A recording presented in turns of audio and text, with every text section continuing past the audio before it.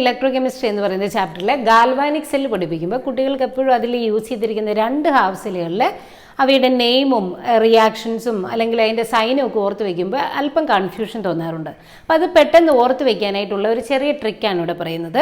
നിങ്ങൾ ലോൺ എന്ന് പറയുന്ന വേർഡ് ഓർത്ത് വയ്ക്കുക. അപ്പോൾ ഇവിടെ നമ്മൾ ഗാൽവാനിക് സെല്ലിൽ 2 ഹാഫ് സെല്ല് യൂസ് ചെയ്തിരിക്കുന്നു.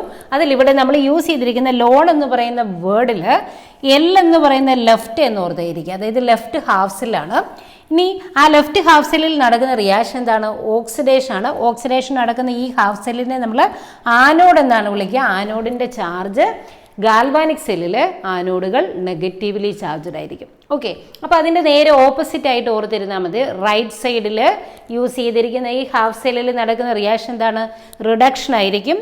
ഓക്കെ, ഇനി ഈ ഹാഫ് സെല്ലിനെ നമ്മൾ കാഥോഡ് എന്നാണ് വിളിക്കുക. അതിൻ്റെ സൈൻ പോസിറ്റീവുമായിരിക്കും. ഓക്കെ, അപ്പോൾ ഈ ഒരു വേർഡ് നിങ്ങളൊന്ന് ഓർത്ത് വെച്ചിരുന്നാൽ മതിയാകും.